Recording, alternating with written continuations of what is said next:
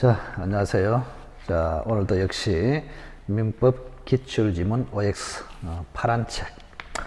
자, 오늘은 계약총론에서 위험 부담에 대해서 보겠습니다. 지난번까지는 동시행항명권. 자, 오늘은 위험 부담 75페이지네요. 75페이지.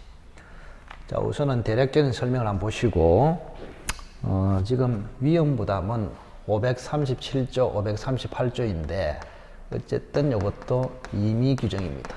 특약으로 배제할 수 있다. 자, 갑이 을에게 3월 1일 날 매매를 했는데 매매를 하고 난 뒤에 집이 불타버렸습니다. 이거를 후발적 불능이라 합니다. 자, 후발적 불능은 매매 당시에는 집이 있었으므로 매매 자체는 유효입니다. 유효. 이렇게. 자, 그러면 후발적 불능은 두 가지로 나누네요. 자, 채무자 갑의 소유권 이전 채무자, 소유권 이전 채권자. 자, 채무자 갑의 잘못으로 불이 탔다. 그러면 갑은 책임을 집니다. 그거를 채무 불이행 책임이라 합니다. 그럼 을 쪽에서는 채무 불이행 책임을 물을 수 있다 이 말이죠. 을 쪽에서는 당연히 채무 불이행 책임으로서 해제를 할 수 있고 손해배상도 청구할 수 있고 이렇게 됩니다. 이 세트를 기억하십시오. 그래서 앞으로 채무 불이행 이렇게 나오면은 해제 플러스 손해배상 청구 이렇게 기억하시면 됩니다. 자, 그런데 갑에게 귀책 사유가 없어요. 갑의 잘못 없이 불탔다면은 그때는 책임 문제가 아니고, 그죠? 자, 돈에 대한 대가 위험을 누가 부담하느냐 이런 문제로 처리됩니다. 위험 부담 문제로 처리한다. 위험 부담 문제. 자, 그래서 위험 부담은 후발적 불능으로서 채무자에게 귀책 사유가 없다는 것을 전제로 합니다. 기억하시고. 자, 그러면 이 위험 부담에서 어떻게 처리되느냐? 자, 우선 보세요. 자, 갑의 잘못 없이 불타버리기 때문에 갑의 채무는 무조건 소멸합니다. 만약에 갑의 잘못으로 불탔다면은 집에 대한 채무가 손해배상 채무로 남아 있잖아요. 근데 갑의 잘못 없이 불탔다면은 갑의 채무는 영원히 소멸합니다. 그럼 남아있는 게 을 아닙니까? 그럼 을은 여전히 요 대금을 지급해야 되느냐? 지급해야 된다면 을이 돈에 대해서 위험부담, 지급 안 해도 된다면 갑이 위험부담 이렇게 하거든요. 그거를 우리는 위험부담이라 합니다. 자, 갑의 귀책 사유 없이 불탔다. 갑의 채무는 소멸. 그러면 을의 대금 지급 채무는 어떻게 되느냐? 이거를 위험부담 문제라 합니다. 자, 그러면 다시. 자, 갑에게도 잘못이 없고 을에게도 잘못이 없다. 그 말은 천재지변으로 불탔거나 제3자가 방화를 해서 불탔다. 자, 그런 경우에는 을의 대금 지급 채무가 존속되느냐? 자, 을은 1억을 줘야 되느냐? 우리가 이제 공평의 권리나 상식으로 봤을 때, 그죠? 자, 갑은 지금 집을 안 지어줘도 되는데 을만 대금을 지급하라 그러면 굉장히 을이 억울할 것입니다. 그래서 을의 채무도 소멸하는 것이 맞다 이 말이에요. 그래서 양쪽에 귀책 사유 없이 불능이 된다면 양 채무는 소멸합니다.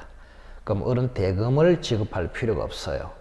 그러면 대금을 지급할 필요가 없다는 말은 갑은 을에게 대금을 청구할 수가 없다 이 말입니다. 그럼 갑이 을에게 대금을 청구할 수 없으니까 대금에 대한 불이익, 대금에 대한 위험은 갑이 부담한다. 그래서 이거를 갑 채무자 그러죠. 갑이 채무자입니까? 채무자 위험 부담주의다 이렇게 합니다. 자, 그런데 만약에 을의 잘못으로 불탔어. 또 을이 제때 집을 받지 않았기 때문에 미적거리다가 불탔어. 그러면 여기는 을의 잘못이 전체적으로 있기 때문에 을의 대금 지급 채무는 존속한다. 이래 보는 게 공평하단 말이에요. 그러면 존속하기 때문에 갑은 을에게 대금을 청구할 수 있다. 그러니 이때는 그죠? 을이 오히려 불리하니까 을이 위험을 부담. 을이 누굽니까? 채권자입니까? 그래서 채권자 위험 부담주의다. 이렇게 부릅니다. 채권자 위험 부담주의 이렇게. 자, 그럼 결론이 섰네. 그죠? 자, 갑에게도 잘못이 없고 을에게도 잘못이 없다. 양 채무가 소멸한다. 갑은 을에게 대금을 청구할 수 없다. 대금을 청구할 수 없으니까 갑이 위험을 부담한다. 이거를 채무자 위험 부담이라 합니다. 자, 그러면 갑이 위험을 부담할 때 받은 요 1,000만 원은 어떻게 하느냐? 자, 갑이 위험을 부담한다는 말은 갑이 1억을 가질 자격이 없습니다. 즉, 갑은 을에게 1억에 대한 대가를 청구할 수 없다. 그럼 매매 대가를 청구할 수 없는데 대가의 일부를 받아놨기 때문에 이거는 부당이득으로 반환해야 된다. 이렇게 됩니다. 그러면 이제 을의 잘못으로 전체적으로 후발적 불능이 됐을 때는, 그죠? 을이 위험을 부담합니다. 그래서 갑은 을에게 1억을 청구할 수 있다. 이 말입니다. 갑은 집은 안 줘줘도 1억을 받아낼 수 있죠. 근데 대신에 갑이라는 사람이 집이 불탐으로써 채무를 면하게 된 거 있잖아요. 면하게 된 거. 집이 불탐으로써 채무를 면한 것. 대표적으로 양도세 면제 이런 게 있잖아요. 또는 뭐 철근 콘크리트 이런 거. 자, 갑이 채무를 면함으로써 받은 이익이 있거든요. 대표적으로 좀 전에 이야기했지만 양도세 면제가 됐기 때문에 양도세가 부담이 안 됐잖아요. 그죠? 거래가 있었다면 양도세 부담이 됐으니까 거래가 안 됐으니까 양도세를 부담을 하지 않게 되는 이익도 있고, 또 아직까지 집이 불탔는데 골조가 남아있다. 골조 1,000만 원, 양도세 1,000만 원, 그죠? 골조 1,000만 원, 요 이익을 있다. 그럼 갑이 을에게 1억도 청구할 수 있고 2천만 원 먹고 그러면 불공평하잖아요. 그래서 갑은 을에게 1억을 청구해서 받을 수 있는 대신에 채무를 면함으로써 생긴 이득은 상환해야 된다. 이런 이야기, 반환해야 된다. 자, 그래서 1번 볼까요? 매매계약 체결 후 천재지변으로 멸실했다. 그때는 위험부담본리가 적용된다. 맞네요. 후발적 불능이므로 그렇습니다. 자, 후발적 불능이면서 천재지변으로 되어 있기 때문에 양쪽 채무자에게 양쪽에 귀책 사유가 없다. 그때는 채무자 위험부담주의가 적용이 됩니다. 그래서 1번은 맞네요. 그죠? 이번에 교환계약의 일방 당사자 채무행위 그에게 책임 있는 사유로 불가능하게 됐다. 위험부담본리가 적용된다. 책임 있는 사유. 만약에 이제 교환이 되면은 을은 토지를 반환하고 갑은 집을 주고 이렇게 이제 서로 교환한다 칩시다. 근데 책임 있는 사유, 갑의 귀책 사유로 집이 불탔다. 이런 이야기입니다. 그 문제가 된 쪽이 이제 채무자가 집이 기준이거든요. 집. 그럼 자, 이 교환은 좀 애매하잖아요. 집하고 토지하고 바꾸기 때문에 누가 채무자 채권자인지 헷갈린단 말이에요.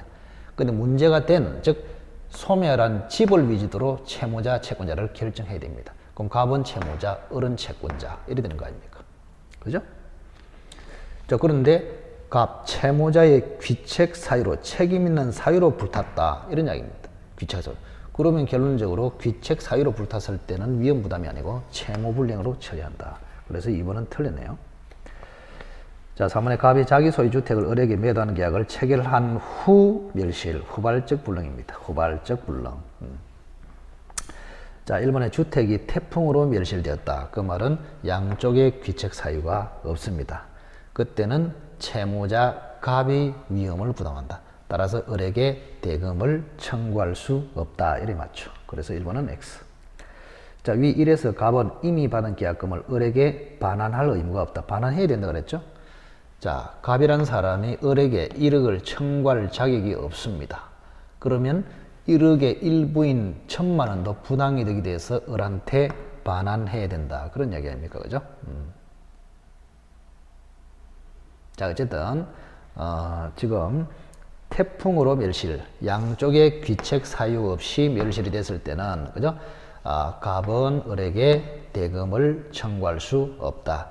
그렇기 때문에 대금의 일부를 받았다면 그것도 부당이득으로 반환할 의무가 있다. 2번도 설레네요. 자, 3번에 채권자 을의 과실로 주택이 전소됐다. 을의 귀책 사유로 전소됐다. 그러면 갑은 을에게 청구할 수 있다. 맞네요. 그죠? 자, 4번에 갑이 이행기에 소유권 이전 등기에 필요한 서류를 제공하면서 주택의 인수를 최고했으나 을이 정당한 이유 없이 거절했다. 수령 지체했단 말이에요. 지체. 수령 지체를 하고 있다. 이 말이에요. 빨리 등기에 가라. 이렇게 했는데 등기하고 빨리 주택을 인수해라 했는데 거절을 해버렸어. 그러면 수령 지체 중에 태풍으로 했다. 그때는 채권자 을이 위험을 부담하니까 갑은 을에게 대금을 청구할 수 있다. 그래서 맞네요, 그죠? 별로 어렵지 않잖아요. 딱 기준만 쓰면 된다 이 말입니다. 자, 사의 경우에 즉 갑이 을에게 1억을 청구할 수 있을 때 채무를 면함으로써 받은 이익을 상환해야 된다. 이런 이야기 아닙니까? 그죠? 자, 5번의 사의 경우에 을이 수령 지체 중이었으므로 갑은 자기 채무를 면함으로써 얻은 이익. 대표적으로 뭐라고요? 양도세 상당의 이익 또는 골조에 대한 값, 양도세 면제가 된 이익 1,000만 원. 그죠? 또 골조값 1,000만 원. 자, 요거는 채무를 면함으로써 생긴 이익이기 때문에 반환해야 된다. 그래서 5번은 틀렸습니다. 자, 별로 어렵지 않습니다. 자, 첫째. 자, 우선은 뭐 매매를 했는데 집이 불탔다 이런 말이 나오면은 후발적 불능 문제예요. 그 후발적 불능이면은 채무자의 귀책 사유로 그러면 채무물 불이행 문제로 처리. 귀책 사유 없이 그러면 위험 부담 문제. 위험 부담은 크게 두 가지. 양쪽에 귀책 사유가 없다면, 그죠? 양 채무가 소멸. 갑은 을에게 청구할 수 없다. 갑이 위험 부담. 이렇게. 자, 을 쪽에 잘못이 있다. 을의 채무는 존속. 갑은 을에게 청구할 수 있다. 이런 식으로. 자, 그래서 갑이 을에게 청구할 수 없음에도 그 대금의 일부를 받아놨다면 부당이득으로 반환해야 된다. 그리고 갑이 을에게 청구할 수 있을 때, 1억을 청구할 수 있을 때 채무를 면함으로써 생긴 이익, 양도세 상당의 이익, 골조이익 이런 거는 돌려줘야 된다. 왜? 1억도 받고 이것도 챙기면 부당이득이 된단 말이에요. 그래서 갑이 을에게 1억을 청구하는 대신에 요 2천만 원은 반환해야 된다. 그런 얘기입니다. 별로 어렵지 않습니다. 자, 4번에 갑은 자신의 X 토지를 을에게 팔고 중도까지 수령했으나 그 토지가 수용되는 바람에 을에게 이전할 수 없다. 수용이 나와 그랬네요. 수용. 자, 이것도 뭐 별로 어렵진 않은데, 자, 봅시다. 갑이 토지를 을에게 지금 1억으로 매매를 했습니다. 매매를 했어. 자, 그런데 매매를 했는데 뭐 중도금도 지금 줬네요. 뭐 예를 들어서 5천만 원 줬다. 중도금 이렇게. 근데 매매 뒤에 2단계에서 저 토지가 수용이 돼 버렸다. 국가에서 수용을 해 버렸단 말이에요. 이렇게. 그러면 수용을 해버리면, 그죠? 이 뭐 수용의 성질상 국가 소유로 되어버립니다. 국가가 원시 취득합니다. 그러면 갑이라는 사람은 소유권 이전이 불가능해진다. 그리고 역시 뭐요? 여기서 소유권 이전이 불가능해졌잖아요. 국가가 수용함으로써. 그죠? 그래서 후발적 불능이 됐단 말이에요. 그러면 이 불능이 된 데 대해서 갑에게 귀책 사유가 있습니까? 없습니까? 없잖아요. 갑의 잘못으로 이게 불능이 된 게 아니고 국가에서 수용하는 바람에 일이 됐단 말이에요. 그래서 결국에는 채무자의 귀책 사유 없이 후발적 불능이 됐으므로 역시 위험 부담 문제로 처리합니다. 위험 부담 문제 이렇게. 그리고 위험 부담이 되려 하면은 자, 을에게도 귀책 사유가 없다 이래 되잖아요. 수용이기 때문에. 그러면 갑의 채무도 소멸하고 을의 채무도 소멸하고 이래 되잖아요. 갑은 을에게 대금을 청구할 수 없다. 이거를 채무자 위험부담주의라 합니다. 채무자 위험부담주의. 자, 1번에 을은 매매계약을 해지하고 배상을 청구할 수 있다. 1번이 틀렸네요. 자, 을이 갑에게 해지하고 배상을 청구할 수 있다. 그 말은 을이 갑에게 채무불이행 책임을 물을 수 있다. 근데 갑에게 채무자에게 귀책 사유가 없기 때문에 채무불이행 문제가 아니잖아요. 그죠? 채무불이행이 되려면 갑에게 귀책 사유가 있다. 이래 돼야지. 근데 여기는 갑에게 귀책 사유가 없으므로 채무불이행 문제가 아닙니다. 따라서 을은 채무불이행 책임으로 매매도 해지할 수 없고 손해배상도 청구할 수 없다. 근데 손해배상 중에서 지연배상하고 전보배상이 있네요. 지연배상은 이행지체로 인한 손해를 배상하는 것이고 전보배상은 불능을 전제로 하는 배상입니다. 여기는 불능이기 때문에 지연배상이 아니고 전보배상이라는 단어를 썼습니다. 자, 어쨌든 갑에게 귀책 사유가 없으므로 을은 채무 불이행 책임을 물을 수 없다. 즉 해지할 수도 없고 배상을 청구할 수도 없다. 맞네요. 자, 을은 갑의 수용보상금 청구권의 양도를 청구할 수 있다. 을은 갑의 수용보상금. 자, 조금 전에요. 지금 갑은 을에게 대금을 청구할 수 없다. 이래 돼 있잖아요. 그죠? 청구할 수 없습니다. 대금을 받을 수 없어요. 근데 을의 입장에서 딱 한번 쳐다봅시다. 요 경우에. 자, 을의 입장에서는 이 소유권을 내한테 넘기라 이렇게 청구하고 있다가 갑자기 수용되는 바람에 소유권을 넘길 수가 없잖아요. 그죠? 그래서 을이라는 사람은 소유권 이전 청구 대신에 갑이라는 사람이 보상금을 받거든요. 국가로부터 보상금을 받아요. 보상금. 그러면 보상금이 예를 들어서 1억 5천인다 칩시다. 1억 5천. 그럼 을 쪽에서 보면은 자, 소유권 넘겨오는 것보다 보상금 받아내는 게 훨씬 더 유리하잖아요. 그래서 이런 경우에는 을에게 선택권을 줍니다. 원래 을은 갑에게 소유권 이전을 청구할 수 있는데 소유권 이전 대신에 보상금 내라 이렇게 청구할 수 있어요. 이걸 대상 청구라 합니다. 대상 청구. 뭐라고요? 대상 청구. 자, 그래서 토지 대신에 보상금을 내라. 이걸 뭐라고? 대상 청구. 대상 청구라 합니다. 대상 청구. 그래서 우리 판례이론은 대상 청구를 인정하고 있습니다. 그래서 을의 입장에서는 소유권 이전 청구 대신에 보상금 내라. 대상 청구도 가능하다. 근데 갑이 이미 보상금을 받았다면은 보상금을 가져와 이래 할 수 있는데, 자, 아직 보상금 안 받았어요. 그러면 갑은 국가에 대해서 보상금 청구권 있잖아요. 갑의 국가에 대한 보상금 청구권을 내한테 양도해라. 이렇게 청구할 수 있습니다. 자, 그래서 조심하시기 바랍니다. 그러니까 여기는 뭐 대상 청구 이런 말이 없으면, 그죠?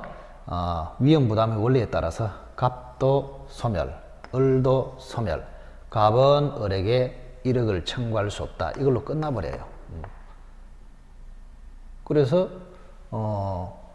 갑도 을에게 1억을 청구할 수 없고 을도 갑에게 소유권 이전을 청구할 수 없고 그냥 끝나버립니다. 이런 경우에 원래. 근데 특히 이제 국가에서 수용했다 이렇게 나오면, 그죠? 끝나버릴 수도 있지만 을에게 기회를 준단 말이에요. 을에게. 왜? 을이라는 사람은, 그죠? 국가 때문에 지금 어떻게 보면은 상당히 불리한 거 아닙니까? 자기가 토지 소유권을 차지하려고 매매를 해가지고 이렇게 노력했는데 갑자기 국가가 수용하는 바람에 소유권을 뺏기는 거 아닙니까? 그래서 을을 위해서, 자, 을이라는 사람이 소유권 이전은 지금 청구할 수 없어요. 국가가 가져갔기 때문에. 그러면 소유권 이전 대신에 갑에게 주어진 보상금 이거를 대신해서 청구할 수도 있습니다. 그때 을은 1억은 당연히 줘야 되겠죠. 그죠? 그래서 이런 경우는 을이 선택을 할 수 있단 말이에요. 뭐라고? 소유권 이전을 청구할 수 없는 대신에 을이 1억을 안 줘도 돼. 을은 1억을 안 주고 소유권 이전도 못 받고 이렇게 끝날 수도 있고, 을이라는 사람이 보상금이 토지보다 더 낫다 싶으면은 을이 1억을 주고 보상금 내라 이렇게 청구할 수 있습니다.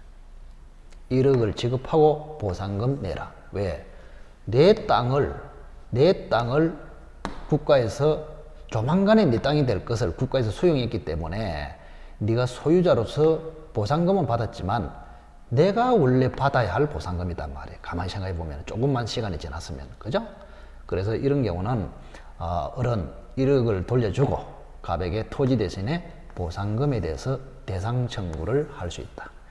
방법은 갑이 이미 받았다면 보상금 내라 이래 하고, 갑이 안 받았다면 갑이 국가에 대해서 가지고 있는 보상금 청구를 양도하라. 그래서 2번은 맞나요? 을은 갑의 보상금 청구의 양도를 청구할 수 있다. 맞고. 자, 3번에 을은 이미 지급한 중도금을 부당이득으로 반환 청구할 수 없다. 자, 이미 지금 중도금을 지급했네요. 그죠? 자, 을이라는 사람은 아까 나머지 5천만 원을 주고, 그죠? 보상금 1억 5천을 청구할 수도 있는데, 그럼 예를 들어 보상금에 관심이 없다. 그럼 어떻게 될까요? 그럼 을도 소유권 이전 청구할 수 없고 갑도 1억을 청구할 수 없잖아요. 그럼 갑이 1억을 청구할 수 없는데 1억의 일부인 5천만 원 이미 받아놨잖아요. 그러니 갑은 5천만 원을 을에게 반환해야 됩니다. 그래서 을은 이미 지급한 중도금을 부당이득으로 반환 청구할 수 있다. 이래야 맞죠. 그래서 채무자 위험부담. 자, 양쪽에 채무가 소멸해 버렸다. 그 위험부담으로. 그래서 갑은 을에게 청구할 수 없다. 잔금을 청구할 수 없습니다. 그래 청구할 수 없으니까 대금을 받을 자격이 없잖아요. 그래서 대금의 일부를 받아놨기 때문에 갑은 부당이득으로 5천만 원 반환해야 된다. 을은 갑에게 부당이득 반환으로 5천만 원 반환 청구할 수 있다. 그래서 3번은 X네요. 자, 4번에 을은 계약 체결상의 과실을 이유로 신뢰배상을 청구할 수 있다. 자, 우리가 계약 체결상의 과실 책임은 535조에 있잖아요. 이게 가장 큰 특징은 원시적 불능하에서만 일어납니다. 원시적 불능. 매매 전에 불능이 됐다. 이렇게 돼야 됩니다. 근데 14번은 눈을 씻고 봐도, 그죠? 수용이 되는 시점이 매매 계약 후에 수용이 됐단 말이에요. 그죠? 팔고 수용 이렇게 돼 있잖아요. 그래서 매매 후에 불능이 됐기 때문에 후발적 불능이다. 후발적 불능이므로 계약 체결상의 과실 책임과는 무관합니다. 따라서 을은 계약 체결상의 과실 이유로 신뢰배상을 청구할 수는 없습니다. X. 자, 이번에 을이 매매대금 전부를 지급하면 갑의 수용보상금 청구권 자체가 을에게 귀속한다. 자, 아까 을은 선택할 수 있다 그랬죠? 그냥 자기도 1억을 주지 않고 또 갑으로부터 소유권도 받지 못하고 그걸로 끝날 수도 있습니다. 그죠? 끝날 수도 있어요. 그런데 을은 대상을 청구할 수 있다 그랬잖아요. 대상 청구할 수 있다. 그죠? 그럼 대상을 청구할 때는 즉 토지 대신에 보상금 받은 거 내라. 이게 대상 청구 아닙니까? 그럼 그때는 을도 정상적으로 대금을 다 지급해야 됩니다. 나머지 5천을 지급하고 보상금 내라 또는 보상금 청구권을 넘겨라. 이렇게 할 수 있단 말이에요. 그래서 을이 매매대금 전부를 지급하면 갑의 보상금 청구권을 양도하라고 청구할 수 있는 것이지 바로 을에게 귀속된다. 이랬으니까 X입니다. 자, 그래서 이제 이 경우는 수용이 들어왔을 때는 조금 더 복잡해지잖아요. 그죠? 그래서 이제 을의 입장에서 쳐다봐야 됩니다. 자, 수용이 돼서 후발적 불능이 되면은 갑의 채무도 소멸, 을의 채무도 소멸. 갑은 을에게 대금을 청구할 수 없다. 청구할 수 없는데 대금의 일부를 받아놨다면 부당이득으로 돌려줘야 된다. 이렇게 됩니다. 그래서 아무 없는 것으로 돼버려요. 자, 그런데 수용의 경우에는 보상금이 지급되기 때문에 을의 입장에서 보면은, 그죠? 내가 매매 대금을 차라리 1억을 주고, 즉, 잔금 5천을 더 주고, 보상금을 찾아오는 게 낫겠다. 이런 수도 있잖아요. 그때는 을에게 선택권을 주는 것입니다. 매매 대금은 전체가 1억인데, 보상금이 1억 5천이야. 그럼 매매 대금 1억을 갑한테 주고 보상금을 가져올 수도 있단 말이에요. 아시겠어요? 그래서 을은, 매매 대금을 완전히 지급하고, 보상금에 대해서 대상을 청구할 수도 있고, 안 그러면은 보상금에 관심이 없다면 그냥 요 5천만 원만 돌려받고 그냥 원상 회복으로 끝나버린 수가 있다 이 말입니다. 근데 을이 대상을 청구할 때는 그죠? 국가에 대한 보상금 청구권이 내 거다 그건 아니에요. 내 건 아니고 갑의 것입니다. 그 갑이 보상금을 받았다면은 그 보상금 자체를 내라. 이게 대상 청구. 갑이 아직까지 보상금을 안 받았다면은 갑의 국가에 대한 보상금 청구권을 나에게 양도해라. 이렇게 청구합니다. 그래서 갑의 국가에 대한 보상금 청구권이 을에게 귀속되는 것은 아닙니다. X가 되겠습니다. 자, 그래서 4번은 1번 X, 3번 X, 4번 X, 5번 X. 자, 2번만 맞습니다. 2번만 맞다. 좀 수준이 높은 그 문제가 되겠습니다. 자, 그 정도로 하는 것이 위험부담이라고 봅니다. 자, 76페이지 한번 보실까요? 자, 76페이지 위험부담. 후발적 불능이 당사자 쌍방에게 책임 없는 사유로 생긴 때 위험부담 문제가 발생한다. 맞네요. 후발적 불능이고 양쪽에 책임 없는 사유. 그러면 채무자 위험부담 문제가 발생. 맞고. 이번에 편무계약의 경우에 원칙적으로 위험부담의 법리가 적용되지 않는다. 위험부담하고 동시이행 관계는 쌍무계약을 전제로 합니다. 쌍무는 양채무가 대등한 그런 계약을 쌍무계약이랍니다. 양채무가 대등하다, 이걸 쌍무계약. 대등하지 않다, 이거를 편무계약이랍니다.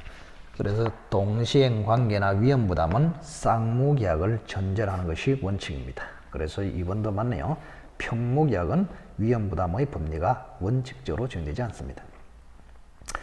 자, 3번에 일방이 대상 청구를 행사하려면 상대방에 대해서 반대 의무를 이행할 의무가 있다. 이것도 맞네요. 아까 얘기했죠. 자, 을이라는 사람이 대상을 청구를 하려면, 그죠? 자기의 원래 대금을 지급해야 됩니다. 원래. 그래서 우리가 여기 이제 보시면 만약에 이제 매매 후에 국가에서 수용해가지고 불능이 됐잖아요. 그러면 토지는 국가로 넘어갔어. 그러면 갑에게도 잘못이 없고 을에게도 잘못이 없어. 그때는 양채무가 소멸해. 그럼 갑은 을에게 대금을 청구할 수 없어. 응? 이렇게 가. 즉 을은 대금을 지급할 필요가 없습니다. 자, 을은 대금을 지급할 필요가 없기 때문에 이미 지급한 5천만 원은 부당이득으로 찾아올 수 있어요. 근데 수용이 됐을 때는 보상금 문제가 들어오기 때문에 을은 저 토지 대신에 차라리 보상금을 가져오고 싶은 경우도 있단 말이에요. 보상금 생각보다 많아요. 그럼 을은 원래는 1억을 지급할 필요가 없었잖아요. 그런데 1억을 지급하지 않고 보상금만 받아오면 말이 안 되잖아요. 그때 보상금이 탐이 나면은 원래 지급하기로 했던 1억을 지급한다. 즉 잔금 5천을 마저 지급하고 보상금에 대해서 대상 청구를 해야 됩니다. 자, 그래서 3번은 맞네요. 대상 청구를 행사하려면 상대방에 대한 반대 의무를 이행할 의무가 있다. 맞고. 자, 4번에 쌍방의 귀책 사유 없는 불능으로 매매 계약이 종료된 경우에 매도인은 이미 지급받은 계약금을 반환하지 않아도 된다. 아까 얘기했죠. 양쪽에 귀책 사유가 없잖아요. 그러면 갑은 을에게 대금을 청구할 수 없다. 그럼 대금을 청구할 수 없는데 대금의 일부를 받아놨다. 그거는 부당이득으로 반환해야 된다. 그래서 4번이 틀렸습니다. 자, 우리 민법은 채무자 위험부담주의를 원칙으로 한다. 양채무가 양쪽에 귀책 사유가 없다. 그때는 양채무가 소멸, 채무자는 채권자에게 이행을 청구할 수 없다. 이거를 채무자 위험부담주의랍니다. 이것을 원칙으로 삼고 있습니다. 아시겠어요? 그래서 우리 민법은 양쪽에 귀책 사유가 없는 것을 전제로 채무자가 위험을 부담하는 것을 원칙으로 하고 있다. 맞습니다. 자, 그래서 5번은 30회 때 기출인데 4번이 틀렸습니다. 4번. 자, 여기까지 하고 다음에는 계약 총론 중에서 제3자를 위한 계약을 한번 하도록 하겠습니다.